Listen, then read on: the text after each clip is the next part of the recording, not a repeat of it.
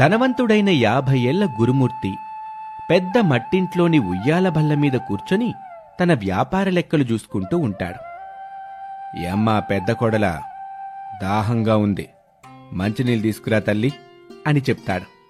వంటగదిలో ఉన్న శ్యామలకి ఆ మాటలు వినిపించినా పట్టించుకోకుండా తన పని తాను చేసుకుంటూ ఉంటుంది. గురుమూర్తి భార్య సావిత్రి గ్లాసుతో మంచినీళ్లు తీసుకొచ్చి ఇస్తుంది. ఇదేంటి సావిత్రి, నువ్వు నీళ్లు తీసుకొచ్చావు? పెద్ద కోడలు శ్యామల ఏం చేస్తుంది? నేను తనగ్గదా మంచినీళ్లు తీసుకురమ్మని చెప్పింది అని అడగ్గానే కొంచెం కోపంగా సావిత్రి, ఇప్పుడేంటి, నేను తీసుకొచ్చిన నీళ్లు తాగరా? ఎందుకంత కోపం సావిత్రి? నువ్వు అనారోగ్యంతో ఉన్నావు గదా, ఎందుకు లేచావని అడిగాను. కోడలు వంటగదిలో కూరగాయలు తరుగుతుంది, లేచి చేతులు కడుక్కుని వచ్చేసరికి ఆలస్యం అవుతుందని నేను తీసుకొచ్చాను అని చెప్పగానే గురుమూర్తి ఏమీ మాట్లాడకుండా నీళ్లు తాగి గ్లాసు తిరిగి సావిత్రికిచ్చాడు. రెండో కోడలు పద్మతో నా కండువా పంపించు సావిత్రి, నేనలా మన బట్టల దుకాణం వరకు పోయేస్తాను ఉండండి అని చెప్పి సావిత్రి అతని దగ్గరనుంచి వెళ్లి కాసేపటి తర్వాత కండువా తీసుకొచ్చి ఇచ్చింది. పెద్ద కోడలు శ్యామల కూరగాయలు దరుగుతుంది సరే, మరి రెండో కోడలు పద్మేం చేస్తుంది? కండువా నువ్వు తీసుకొచ్చిచ్చావేంటి సావిత్రి? పద్మ సరుకుల కోసం చెన్నై అంగడికి వెళ్ళిందిలే. అలాగా?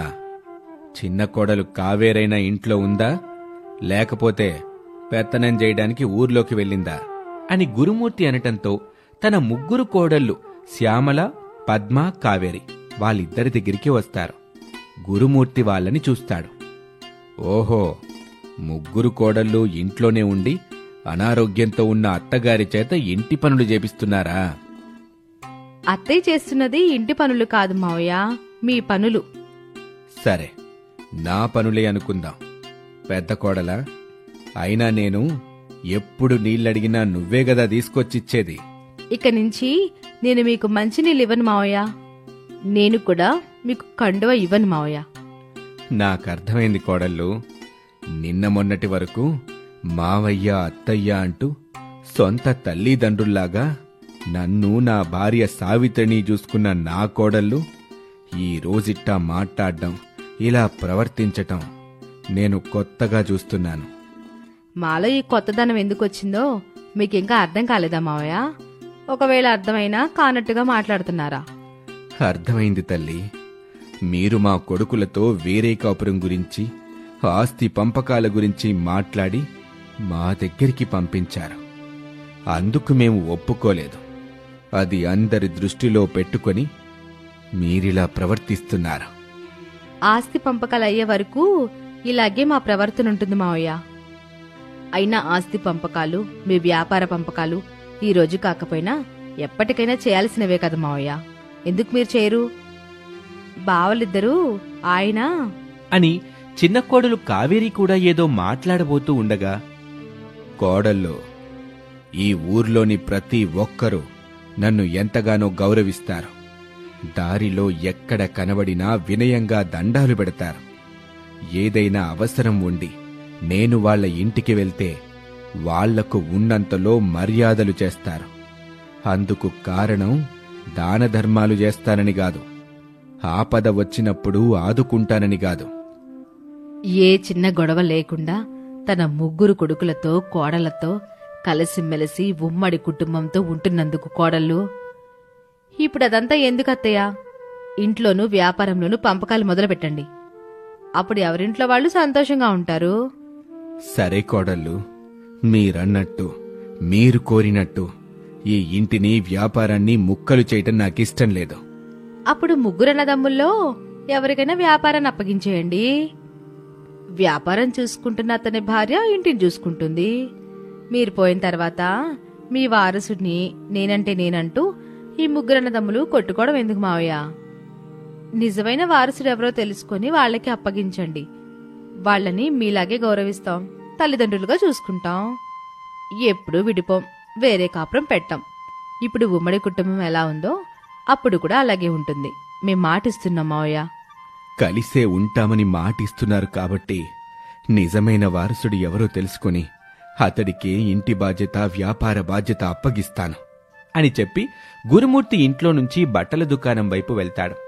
ఇంట్లో ఉన్న ముగ్గురు కోడళ్ళు వాళ్లలో వాళ్ళు తమ భర్తే తెలివైనవాడని, అటు వ్యాపారంలోనూ ఇటు ఇంట్లో పెత్తనం తమకే వస్తుందని ఆశపడుతూ ఉంటారు. బట్టల దుకాణంలో కూర్చున్న గురుమూర్తి కోడళ్ళు చెప్పిన విషయం గురించి బాగా ఆలోచన చేయటం మొదలు పెడతాడు. అలా సమయం గడిచిపోయింది. ఆ రోజు రాత్రి గురుమూర్తి, సావిత్రి తమ పడక గదిలో మంచం మీద కూర్చొని మాట్లాడుకుంటూ ఉంటారు. ఏవైనా ఆలోచించారా? ఆలోచించాను సావిత్రి. నిజమైన అసలైన వారసుడెవరన్నది మీరెలా తెలుసుకోబోతున్నారు? ఇక్కడ మనం బాగా ఆలోచించి నిర్ణయం తీసుకోవాలి సావిత్రి. ఇల్లు వ్యాపారమే కాదు, ఉమ్మడి కుటుంబం కూడా ముఖ్యమే గదా. నేను మీలో సగభాగాన్ని. మీరు ఎలాంటి ఆలోచన చేసుంటారో నేను గ్రహిస్తాను. తల్లి మనసు కదా, ఉండబాట్లేక అడుగుతున్నాను. రేపు నీ కొడుకులతో మాట్లాడేటప్పుడు నీకే తెలుస్తుందిలే సావిత్రి. అన్నట్టు చెప్పడం మర్చిపోయాను. రేపట్నుంచి మనం తీర్థయాత్రకు బయలుదేరుతున్నాం. కావాల్సినవి సర్దిపెట్టు. అలాగేనండి. అలా వాళ్ళు మాట్లాడుకుంటూ ఉంటారు. మరుసటి రోజున గురుమూర్తి, సావిత్రి తీర్థయాత్రలకు కావాల్సిన సామాన్లతో తమ ముగ్గురు కొడుకులు గోపాలం, చలపతి, సుధాకర్లని పిలుస్తారు. గోపాలం శ్యామలతో, చలపతి పద్మతో, సుధాకర్ కావేరితో కలిసి వాళ్ళ దగ్గరికొస్తారు. అబ్బాయిలు, ఈ ఆస్తిపాస్తులన్నీ మీవే. నా తర్వాత వాటిని ఎవరికో ఒకరికి అప్పగిస్తాను. మేము 6 నెలల పాటు తీర్థయాత్రలకి వెళ్తున్నాం. మీకు తలా కొంత డబ్బు ఇస్తాను. వాటిని మీకు ఇష్టం వచ్చినట్టుగా ఖర్చు చెయ్యండి అని చెప్పి తాను ముందే సిద్ధం చేసుకున్న డబ్బుల కట్టల్లో నుంచి 3 డబ్బుల కట్టల్ని పెద్దవాడు గోపాలానికి, 2 డబ్బుల కట్టలు రెండోవాడు చలపతికి, ఇక చిన్నవాడు సుధాకర్కి 1 డబ్బు కట్టని ఇస్తాడు. ఇదేంటి నాన్నా, పెద్దన్నయ్యకి 3 కట్టలు, రెండో అన్నయ్యకి 2 కట్టలు, నాకు ఒకే డబ్బుల కట్ట ఇచ్చావు? నీకంటే చలపతి పెద్దవాడు గాబట్టి 2 కట్టలిచ్చాను. చలపతి కంటే గోపాలం పెద్దవాడు గాబట్టి 3 కట్టలిచ్చాను అని చెప్పగానే సుధాకర్ ఏమీ మాట్లాడలేదు. వీటితో మీలో నిజమైన వారసుడు ఎవరన్నది నేను 6 మాసాల తర్వాత వస్తానుగా, అప్పుడు నాకు తెలుస్తుంది. అంతవరకు ఇంటిని జాగ్రత్తగా చూసుకోండి అని చెప్పి గురుమూర్తి సావిత్రిని తీసుకుని తీర్థయాత్రలకు బయలుదేరుతాడు. పెద్దవాడు గోపాలం తండ్రి తనకు 3 డబ్బుల కట్టలివ్వటంతో చాలా సంతోషంగా ఉంటాడు. చూసావా శ్యామల, నాన్నకు నేనంటే చాలా ఇష్టం. ఆస్తంతా నాకే అప్పగిస్తాడంటానికి ఇంతకంటే మంచి ఉదాహరణ ఇంకేం కావాలి? అవునండి, మావయ్య మీ మీద పెట్టుకున్న నమ్మకాన్ని మీరు నిలబెట్టుకోవాలి. తప్పకుండా శ్యామల అని చెప్పి ఆ రోజు నుంచి తన ఖర్చులన్నీ తగ్గించుకుని ఏమాత్రం డబ్బులు ఖర్చు చేయకుండా సాదాసీదాగా బతకటం మొదలుపెట్టాడు. ఇక రెండోవాడు చలపతి తన భార్య పద్మతో, పద్మ, నాన్నెలాగూ నాకు ఆస్తి నిర్వహణ బాధ్యత అప్పగించడు. డబ్బులు పంచటంలోనే నాన్నగారి ఉద్దేశం అర్థమైపోయింది. అవునండి, మావయ్య ఇలా చేస్తాడని నేను అనుకోలేదు. ఇంకో వేరే ఆలోచన ఎందుకులే పద్మ, నా వంతుకేమొస్తే అది తీసుకుని సంతోషంగా ఉందా. అలాగేనండి అని చెప్పటంతో ఆ రోజు నుంచి తన దగ్గరున్న డబ్బుల్ని విలాసాల కోసం ఖర్చు చేయసాగాడు రెండోవాడు. ఇక మూడోవాడు సుధాకర్ అన్నయ్యలిద్దరికంటే భిన్నమైనవాడు. భిన్నంగా ఆలోచన చేశాడు. కావేరి, ఈ డబ్బుతో మనం ఏం చేద్దాం? దీన్ని నేను డబ్బని అసలు అనను. మావయ్య గారు ఏ ఉద్దేశంతో మీకు ఒక్కటిచ్చాడో ఎప్పటికీ నా బుర్రకు అర్థం కావడం లేదు. నేను చిన్నవాణ్ణి కాబట్టి నాకెప్పుడూ తక్కువ భాగమే వస్తుంది కావేరి. కాబట్టి నేనేంటో రుజువు చేసి చూపిస్తాను. ఏం చేస్తారు దీంతో? చెప్పడమెందుకు కావేరి, చేసి చూపిస్తానుగా అని చెప్పాడు. అలా 6 నెలలు గడిచాక గురుమూర్తి, సావిత్రి ఇద్దరూ తీర్థయాత్రల నుండి తిరిగొస్తారు. పెద్ద కొడుకు, పెద్ద కోడలు సంతోషపడతారు. తమ దగ్గర డబ్బులున్నాయి కాబట్టి తన వారసుడిగా తన పేరే చెబుతాడని అనుకుంటారు. కొడుకుల్ని పిలుస్తాడు గురుమూర్తి. అబ్బాయిలు, నేను మీకిచ్చిన డబ్బుల్ని ఏ విధంగా ఖర్చు చేశారో చెప్పండి అని అడిగాడు. పెద్దవాడు గోపాలం గర్వంగా, నాన్నా, నువ్విచ్చిన డబ్బుల్లో 1 పైసా కూడా తీలేదు. నా అవసరాలన్నీ తగ్గించుకొని మీరిచ్చిన ధనాన్ని అలాగే జాగ్రత్తగా కాపాడుకుంటూ వచ్చాను అని చెప్పాడు. గురుమూర్తి పెదవి విరిచి, ఏం లాభం బాబు, నువ్వు తినలేదు, ఇతరులకి పెట్టలేదు. బాబూ చలపతి, నువ్వేం చేశావు అని రెండో కొడుకు వైపు చూశాడు. మీరు చెప్పింది నిజమే నాన్నా. నేనైతే ఏమీ మిగిల్చకుండా దాచుకోకుండా అంతా ఖర్చు చేసేశాను అని చెప్పాడు చలపతి. గురుమూర్తి మరో మాట మాట్లాడకుండా మూడోవాడు సుధాకర్ని అడిగాడు. అప్పుడు సుధాకర్ తండ్రిచ్చిన డబ్బు కంటే 2 రెట్లు ఎక్కువ డబ్బును తీసుకొచ్చి గురుమూర్తి ముందుంచాడు. నాన్నా, మీరిచ్చిన డబ్బుతో నేను వ్యాపారం చేశాను. మొదటి నెల లాభాలొచ్చాయి. లాభాన్ని పెట్టుబడిగా పెడుతూ వచ్చాను. ఇదిగోండి, చివరికి ఇంతవరకు సంపాదించగలిగాను అంటూ విజయగర్వంతో అన్నాడు సుధాకర్. అప్పుడు గురుమూర్తి ముఖంలో సంతోషం కనిపించింది. వ్యాపార దక్షత కలిగిన చిన్న కొడుక్కి తన వ్యాపారాన్ని, ఇంటి బాధ్యతని చిన్న కోడలు కావేరికి అప్పగించాడు. అటు వ్యాపారాన్ని, ఇటు ఉమ్మడి కుటుంబాన్ని నిలబెట్టుకున్నాడు గురుమూర్తి. ఇది ఇవాల్టి కథ వారసుడు. మరొక ఆసక్తికర కథలో మళ్ళీ కలుద్దాం. నమస్తే.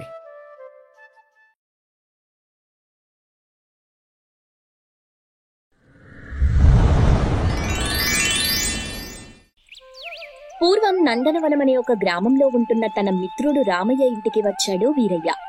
రామయ్య తన భార్య లక్ష్మితో ఉంటున్నది చిన్నపాటి మట్టి ఇల్లు అయినప్పటికీ ఇంటి చుట్టూ పచ్చని చెట్లు, పూల మొక్కలు ఉండటం చూసి, ఇందుకోసమే కావచ్చు ఊరంతా వీడిని పచ్చని రామయ్య అని పిలిచేది అని అనుకుంటూ ఉండగా అప్పుడే ఇంట్లో నుండి రామయ్య బయటకి వచ్చి తన మిత్రుడు వీరయ్యని గుర్తుపట్టాడు. ఇద్దరూ ఆరుబయట మంచంలో కూర్చొని కబుర్లు చెప్పుకుంటున్నారు. ఏంటినే అనుకుంటున్నాన్రా, ఊరి మొత్తాన్ని పచ్చగా చేసావు కదా. ఇందులో నా గొప్పతనం ఏమీ లేదు. మా ఊరి పెద్ద మనిషి చలపతికి చెట్ల గురించి, వాటి యొక్క ప్రాముఖ్యత గురించి, వాటిని పెంచటం వల్ల కలిగే లాభ నష్టాల గురించి వివరించాను. ఆయన అర్థం చేసుకుని ఊరి వాళ్లకు అర్థమయ్యేలా చెప్పాడు. గ్రామస్తులకు ఒక నియమం కూడా పెట్టాడు. నియమం పెట్టాడా? ఏంట్రా అది? వంటకైనా ఇంటి నిర్మాణానికైనా ఎండిన 3 చెట్లనే ఉపయోగించాలి. పచ్చని చెట్ల జోలికి పోరాదు. ఒకవేళ ఎవరైనా పచ్చని చెట్లను కొట్టినట్టు తెలిస్తే 25 కొరడా దెబ్బలని పెట్టాడు. ఆహా, నియమం బాగుందిరా. మా ఊరు పాడి పంటలకు, సిరి సంపదలకు నిలయంగా మారింది. ఊరికి సమీపంలో ఉన్న కొండలని, వనాల్ని ఈ ఊరి ప్రజలు దేవతగా కొలుస్తారు. ఊళ్ళో చెట్లను నాటి బిడ్డల్లా సాకుతారు అని మాట్లాడుకుంటూ ఉండగా వాళ్ల దగ్గరికి లక్ష్మి వచ్చింది. ఏవయ్యా, వంట అయిపోయింది, అన్నయ్యని తీసుకుని తినడానికి రా. వస్తున్నాను లక్ష్మి, పదరా అని చెప్పి వీరయ్యని తీసుకుని ఇంట్లోకి వెళ్లాడు రామయ్య. ఇద్దరూ తినడానికి కూర్చున్నారు. లక్ష్మి వాళ్లకు వడ్డన చేస్తూ ఉంది. కొంత సమయం తరువాత వీరయ్య కడుపు నిండా తిని అక్కడి నుండి వెళ్లిపోయాడు. చలపతికి సుదర్శన్ అనే ఒక కొడుకున్నాడు. తండ్రికి తగ్గ తనయుడు కాలేకపోయాడు. పెళ్లై కూతురున్నప్పటికీ చెడు అలవాట్లు మానలేదు. పైగా ఎప్పుడు చూడు డబ్బు కోసం తండ్రిని వేధించేవాడు. నువ్వు నన్ను ఎంతగా ఇబ్బంది పెట్టినా, బాధ పెట్టినా నేను మాత్రం చిల్లి గవ్వ కూడా ఇవ్వను. ఈ ఆస్తి మొత్తం నా మనవరాలు లావణ్యకి ఆశిస్తాను అంటూ చెప్పేవాడు.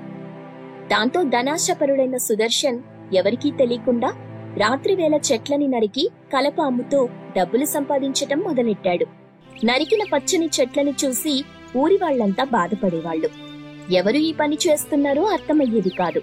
కాని చలపతి, ఇదంతా చేస్తున్నది నా కొడుకు సుదర్శన్ అని నాకు అర్థమైంది. నేను వాడిని మందలిస్తాను అని అనుకుని ఒక రోజున కోపంగా, పచ్చని చెట్లని నరికి తప్పు చేస్తున్నావురా. ఫలితం ఎంత ఘోరంగా ఉంటుందో నువ్వు ఊహించలేవు. నాకు డబ్బు కావాలి, అది నువ్వివ్వవు. నేను సంపాదించుకున్నాను. నా దారి కట్టురావద్దు నాన్న అని చెప్పి వెళ్లాడు సుదర్శన్. వీడికి ఎలాగైనా ప్రజల చేత బుద్ధి చెప్పించాలి, లేదంటే ఊరు మొత్తం కరువును ఎదుర్కొంటుంది. వెళ్లి రామయ్యని కలవాలి అని ఆలస్యం చేయకుండా రామయ్య ఇంటికి వచ్చాడు. మీరేంటి బాబు ఇలా వచ్చారు? రామయ్య, ఊళ్ళో జరుగుతున్న కలప దొంగల్ని పట్టుకుని తగిన బుద్ధి చెప్పాలి. ఎలా పట్టుకోవాలో ఏదైనా ఉపాయం చెప్పు. అయ్యా, ఊరి వాళ్ళని రోజుకొకరి చొప్పున కాపలా ఉంచితే సరిపోతుంది బాబు అని ఒక ఉపాయం చెప్పాడు. అది చలపతికి బాగా నచ్చింది. ఒక రోజున రచ్చబండ దగ్గర ఊరి వాళ్లు సమావేశమయ్యారు. చలపతి వచ్చాడు. చూడండి గ్రామ ప్రజలారా, ఊళ్ళో రోజు రోజుకు చెట్ల నరికివేత, కలప దొంగతనం బాగా జరుగుతుంది. అందుకని ఊరి వాళ్ళు రోజుకొకరి చొప్పున కాపలా ఉండాలని ఆదేశిస్తున్నాను. అని చెప్పగానే ఊరి వాళ్ళు సంతోషిస్తారు. సుదర్శన్ ఆ మాట విని కోపం తెచ్చుకుంటాడు. అలా ఊరి వాళ్ళు రోజుకొకరి చొప్పున కాపలా ఉండేవాళ్లు. సుదర్శన్ ఆ కాపలా ఉన్న వాళ్లతో మాట్లాడి వాళ్లకు డబ్బు ఆశ చూపించేవాడు. వాళ్ళ డబ్బు తీసుకునేవాళ్లు, కాని సుదర్శన్ పేరును బయట పెట్టేవాళ్లు కాదు. అలా ప్రజలు ధనాశపరులయ్యారు. అది తెలుసుకుని చలపతి ఎంతగానో బాధపడేవాడు. ఊరి వాళ్లతో, మీరందరూ అత్యాశపరులవుతున్నారని నాకు అర్థమైంది. రేపు ఎంతటి ప్రమాదాన్ని తీసుకొచ్చి పెడుతుందో మీకిప్పుడు నేను ఎంత చెప్పినా అర్థం చేసుకోలేరు. ఇక మీ ఇష్టం అని చెప్పేవాడు. రామయ్య ఊరి వాళ్లని బ్రతిమాలటం మొదలెట్టాడు. కాని ఎవరూ వినిపించుకోలేదు. అలా రోజులు గడుస్తుంటాయి. ఊరి చుట్టుపక్కల ఉన్న చెట్లు తగ్గిపోతాయి. ఏ కాలమనకుండా ఎప్పుడు చూడు పచ్చగా కలకలలాడే పరిసరాలు బోసిపోయాయి. ఆ ఊరి ప్రజలకు కష్టాలు మొదలయ్యాయి. వర్షాలు తగ్గిపోసాగాయి. పొలాలు బీడుగా మారిపోయాయి. కరువంటే ఎలా ఉంటుందో ఆ ఊరి వాళ్లకు తెలిసొచ్చింది. రామయ్యతో సహా మూటాముళ్ళ సర్దుకొని అంతా బాధపడుతూ చలపతి ఇంటికొచ్చారు. మమ్మల్ని మన్నించండి బాబు. ఆ అబ్బాయి గారు చూపించిన డబ్బు నాకింత పెద్ద శిక్ష వేస్తుందనుకోలేదు. అత్యాశకు చెట్లన్నీ అమ్మి ఇప్పుడు అడుక్కు తినే పరిస్థితికొచ్చాం. ఇక వలసపోతున్నాం. ఈనాటి ఈ దుస్థితిని నేను గ్రహించే ఆనాడు మీకు చెప్పాను. ఎవరూ నా మాట వినిపించుకోలేదు. పైగా నన్ను హేళన చేశారు. అందుకే కదా బాబు ఇప్పుడు ఈ కరువును ఎదుర్కొంటున్నాం. ఇంక మాకు సెలవిప్పించండి. రామయ్య, నువ్వు కూడా వెళ్తున్నావా? మనసు రావటం లేదు బాబు. కాని వలసపోకుంటే బ్రతుకులేదు. మనసు ఇక్కడే వదిలిపెట్టి జీవం లేని శరీరంతో వెళ్తున్నాను. ఎంతో కష్టపడి ఊరును కాపాడుకుంటూ ఇన్నాళ్లు బ్రతికాం. నా కొడుకు రూపంలో అత్యాశ వచ్చి మొత్తం అంతం చేసింది. అంధకారంలోకి తీసుకెళ్ళింది. ఇలా కరువు ప్రాంతంగా మార్చింది. నేనిక్కడే రామయ్య. ఎంతగా కరువు కాటకాలొచ్చినా నేనీ ఊరు వదిలిపెట్టి రాలేను, పోలేను. ఈ కరువు కారణం నేనే కాబట్టి నన్నీ కరువు పూర్తిగా తినే వరకు ఇక్కడే ఉంటాను అని చెప్పడంతో ఊరి వాళ్లంతా చివరగా దండం పెడుతూ వలస వెళ్లిపోతుంటే చలపతి బాధతో కన్నీళ్లు పెట్టుకుంటాడు. కొన్నాళ్లకు నందనవనం మట్టిదిబ్బ అయింది. చలపతి దీనస్థితికొచ్చాడు. ఊరును కరువుగా మార్చాననే బాధతో మంచం పట్టాడు. కొన్నాళ్లకు వీరయ్య తన మిత్రుడు రామయ్యని కలవడానికొచ్చాడు. దారంతా పిచ్చి మొక్కలు, గుబురు పొదలతో నిండి ఉంది. అక్కడక్కడా కొత్తగా వెలిసి పెరుగుతున్న చెట్లు కనిపించాయి. ఆ ప్రాంతం అడవిని తలపించింది. వచ్చిన వీరయ్య ఆ ఊరి పరిసరాల్ని చూస్తూ ఆశ్చర్యపోయాడు. అప్పుడు వీరయ్యకి ఒక మూలుగు వినిపించింది. ఇంత భయంకరమైన కరువు ప్రాంతంలో ఇంకా ఎవరో బ్రతికున్నారనిపిస్తుంది. మూలుగు వినిపిస్తుంది అంటూ మూలుగు వినబడుతున్న శిథిలమైన ఇంటికొచ్చాడు. అక్కడ పాత మంచంలో పడుకొని ఉన్న ఒక పన్ను ముసలాయన కనిపించాడు. పెద్దయ్యా, ఇప్పుడు నేను చూస్తున్నది ఒకప్పటి పచ్చని నందనవనమనే ఊరేనా? అవును బాబు. ఎలా ఉండే ఊరు ఎలా తయారైంది? ఈ ఊళ్ళో నా మిత్రుడు రామయ్య ఉండేవాడు. అవును బాబు, రామయ్య వల్లే ఒకప్పుడు ఊరంతా పచ్చగా ఉండేది. అత్యాశతో ఊరి వాళ్ళు చెట్లు నరికి సొమ్ము చేసుకున్నారు. చెట్లు లేక వర్షాలు పడలేదు. వర్షాలు లేక నీటి కరువు ఏర్పడింది. పంట పొలాలన్నీ పగుళ్లు పడ్డాయి. పంట కరువు ఏర్పడింది. పంటలు లేక ఊళ్ళో బతకటం కష్టమయ్యింది. అయ్యో పెద్దయ్యా, కోలుకోలేని కరువొచ్చి పడడంతో అందరూ ఊరు వదిలి వెళ్లిపోయారా? అవును బాబు. నేనెంతో సంతోషంతో పచ్చని రామయ్యని కలిసిపోదామని వచ్చాను. ఇంకెక్కడి రామయ్య బాబు, ఇప్పుడు ఎక్కడున్నాడో అని బాధపడుతూ ఉండగా రామయ్య తన భార్య లక్ష్మిని తీసుకుని ఊరికి చేరుకున్నాడు. అక్కడ చలపతిని చూశాడు. వీరయ్యని కలిసి సంతోషిస్తాడు. వచ్చావా రామయ్య? వచ్చాను బాబు. నేను వలసపోయింది నేను బ్రతకడానికి కాదు, ఊరిని బ్రతికించుకోవడానికి. ఏం చేస్తావురా? వీరయ్య, నేను కొంత డబ్బు సంపాదించుకుని ఊరికొచ్చాను. ఉన్న డబ్బుతో సరుకులవి తెచ్చుకుని ఇక్కడే ఉంటూ చెట్లు నాటుతాను. నేను కూడా నీకు సాయం చేస్తాన్రా. ఊరికెళ్ళి సుజాతని తీసుకొస్తాను. సరేరా అని చెప్పగానే వీరయ్య అక్కడి నుండి వెళ్లిపోయాడు. చలపతి సంతోషపడ్డాడు. రామయ్య లక్ష్మి దంపతులు తమ ఇంటిని శుభ్రం చేసుకుని వంట చేసుకుని తింటారు. చలపతికి తినిపిస్తారు. మరుసటి రోజున వీరయ్య సుజాతని తీసుకుని వచ్చాడు. నలుగురూ కలిసి ఊరిని శుభ్రం చేస్తూ మొక్కలు నాటుతూ ఉంటారు. దూరంగా పారుతున్న సెలయేరు నుండి నీళ్లు తీసుకొచ్చి పోసేవాళ్లు. అలా కొంతకాలం గడిచింది. ప్రకృతి కరుణించింది. వర్షాలు పడటం మొదలయ్యాయి. రామయ్య దంపతులు వీరయ్య దంపతులు కలిసి వ్యవసాయం చేసి చక్కని ఫలితం సాధించారు. ప్రకృతి తోడవడంతో పంట ఇబ్బడి ముబ్బడిగా పండింది. ఆనందంతో పొంగిపోయారు. ఆ వార్త ఎక్కడెక్కడో బ్రతుకుతున్న నందనవనం ఊరి వాళ్లకి తెలిసింది. ఒక్కొక్క కుటుంబం తిరిగి ఊరికి రాసాగింది. ప్రకృతికి భంగం కలిగించకుండా జీవించటం అలవాటు చేసుకున్నారు. అచిర కాలంలోనే నందనవనం పూర్వ వైభవాన్ని పొంది ఆదర్శ గ్రామమైంది. రామయ్య చెప్పే మంచి మాటలు ఆ గ్రామవాసులకు ఆదర్శాలయ్యాయి.